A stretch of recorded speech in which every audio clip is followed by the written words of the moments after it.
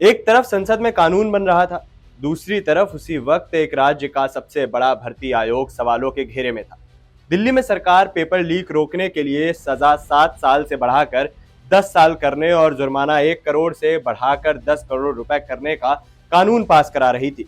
लेकिन लगभग 1300 किलोमीटर दूर रांची में झारखंड लोक सेवा आयोग के पूर्व चेयरमैन सीआईडी के सामने बैठकर कथित परीक्षा घोटाले पर सवालों के जवाब दे रहे थे। सबसे बड़ा सवाल ये है कि क्या जब केंद्र अपना कानून और सख्त कर रहा है, तब क्या राज्यों की भर्ती परीक्षाएं आज भी उसी पुराने भरोसे पर चल रही हैं? आज की कहानी किसी एक परीक्षा की नहीं बल्कि उस टूटते भरोसे की है जिस पर लाखों युवाओं का भविष्य टिका हुआ है। नमस्कार, आप देख रहे हैं आरएनटीवी नेशनल, मैं हूं ऋषभ आपके साथ। केंद्र का कानून लेकिन राज्यों के लिए नहीं। जब संसद में पब्लिक एग्जामिनेशन एक्ट 2024 को और सख्त बनाने पर बहस हो रही थी, सरकार ने सजा को 7 साल से बढ़ाकर 10 साल और जुर्माने को 1 करोड़ से बढ़ाकर 10 करोड़ रुपए करने का प्रस्ताव रखा और 2 दिन की बहस के बाद बिल पास भी हो गया। लेकिन इसी कानून की सबसे बड़ी सीमा भी है। ये कानून यूपीएससी, एसएससी, रेलवे भर्ती बोर्ड, एनटीए और केंद्र सरकार की परीक्षाओं पर लागू होता है। राज्यों के पब्लिक सर्विस कमीशन यानी JPSC, BPSC, UPPSC, RPSC, MPSC जैसे आयोग इसके दायरे में नहीं आते। यानी देश में सरकारी नौकरियों का सबसे बड़ा हिस्सा जहां से निकलता है, वही इस केंद्रीय कानून से बाहर है। जेपीएससी परीक्षा और सवालों का सिलसिला 29 जनवरी 2026 से लेकर झारखंड लोक सेवा आयोग ने 103 पदों के लिए भर्ती निकाली। 3 चरण तय हुए, प्रीलिम्स, मेंस और इंटरव्यू। 19 अप्रैल को प्रीलिम्स परीक्षा हुई। 26 मई को आयोग ने फाइनल आंसर की जारी की, लेकिन 19 जून को बिना कोई कारण बताए वही आंसर की दोबारा जारी की गई।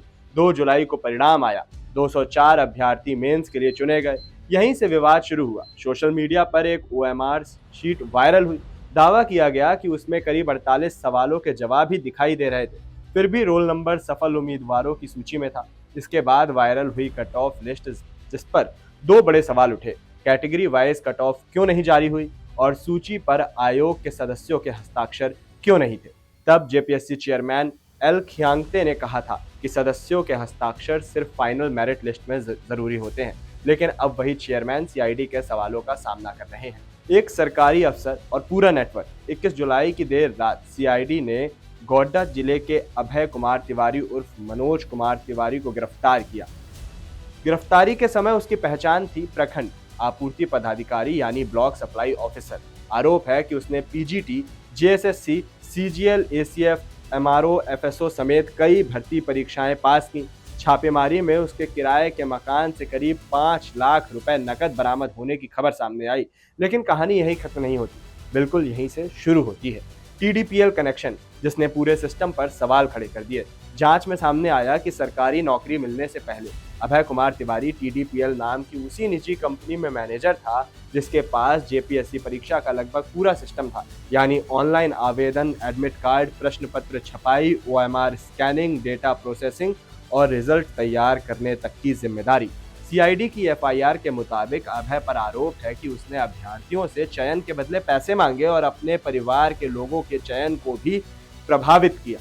यानी जिस एजेंसी पर परीक्षा कराने की जिम्मेदारी थी, उसी एजेंसी का पूर्व कर्मचारी के बाद एक परीक्षा पास करता गया। यही सवाल आज पूरे सिस्टम पर खड़ा है। गिरफ्तारियां, प्रतिबंध और फिर भी मिलता रहा काम। इस मामले में टीडीपीएल के डायरेक्टर रामवीर सिंह गिरफ्तार हो चुके हैं। कंपनी के कर्मचारी मोहम्मद उस्मान, मोहम्मद इबाद, हेमंत वर्मा, प्रदीप कुमार सिंह और संजय कुमार भी गिरफ्तार किए जा चुके हैं। उस्मान पर सर्वर स्कैनिंग और डेटाबेस में हेरफेर का आरोप है, जबकि इबाद पर प्रश्न पत्र और ओएमआर शीट की कस्टडी में सहयोग करने का सबसे बड़ा सवाल ये है कि 20 मई 2025 को जेएसएससी ने टीडीपीएल को 3 साल के लिए ब्लैकलिस्ट कर दिया था।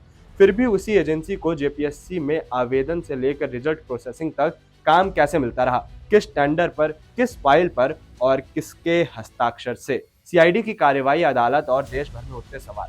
21 जुलाई मुख्यमंत्री हेमंत सोरेन के निर्देश के बाद सीआईडी और रांची पुलिस ने जेपीएससी मुख्यालय और टीडीपीएल दफ्तरों पर छापेमारी की। उसी रात चेयरमैन एल खियांगते ने इस्तीफा दे दिया। 22 जुलाई सीआईडी ने एफआईआर दर्ज की। पहली गिरफ्तारियां हुई।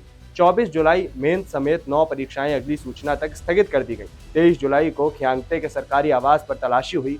उसी दिन झारखंड हाईकोर्ट ने सरकार और जेपीएससी से 4 हफ्ते में जवाब मांगा। हालांकि फिलहाल परीक्षा रद्द नहीं की और अगली सुनवाई सितंबर में तय की गई।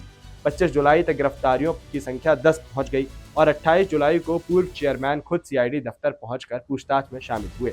क्या सिर्फ झारखंड? बिल्कुल नहीं। अगर आपको लगता है ये सिर्फ झारखंड की कहानी है तो तस्वीर कहीं ज्यादा बड़ी है। महाराष्ट्र में एमपीएससी ड्रग इंस्पेक्टर भर्ती, जहां पेपर व्हाट्सएप पर वायरल होने और प्रश्न पत्र बिकने के आरोप लगे। पंजाब में फार्मासिस्ट और कृषि विकास अधिकारी भर्ती, जहां विपक्ष पेपर लीक का आरोप लगा रहा है जबकि सरकार इसे नकल कराने वाले गिरोह का मामला बता रही है। Uttar Pradesh RO ARO police भर्ती, Bihar BPSC TRE 3, Rajasthan REET, Uttarakhand UK triple SC, Himachal, Telangana और पश्चिम बंगाल एसएससी। लगभग हर राज्य की किसी न किसी भर्ती विवाद से गुजर चुका है। केंद्र ने कानून बना दिया, कई राज्यों ने भी अपने अपने कानून बना लिए। झारखंड का अपना कानून 2023 से लागू है, फिर भी घोटाले सामने आ रहे हैं। यानी समस्या सिर्फ कानून की नहीं है, क्योंकि कानून तब काम करता है जब अपराध हो चुका हो। असली सवाल ये है कि क्या हमारी भर्ती प्रक्रिया इतनी मजबूत है कि अपराध होने से पहले उसे रोका जा सके। एक छात्र 5 साल तैयारी करता है, परिवार अपनी जमा पूंजी लगा देता है, उम्मीद सिर्फ एक होती है कि मेहनत का फैसला मेहनत करेगी, सिस्टम नहीं। लेकिन अगर परीक्षा कराने वाली एजेंसियां, भर्ती आयोग और पूरा प्रोसेस ही सवालों के घेरे में आ जाए तो हार सिर्फ एक उम्मीदवार की नहीं होती, हार पूरे सिस्टम की होती है। क्योंकि पेपर लीक सिर्फ प्रश्न पत्र नहीं चुराता, ये लाखों युवाओं का भरोसा भी चुरा लेता है। और सबसे बड़ा सवाल यही है कि क्या देश में सरकारी नौकरी पाने के लिए सिर्फ मेहनत काफी है या फिर भरोसा भी किस्मत के भरोसे छोड़ दिया जाए।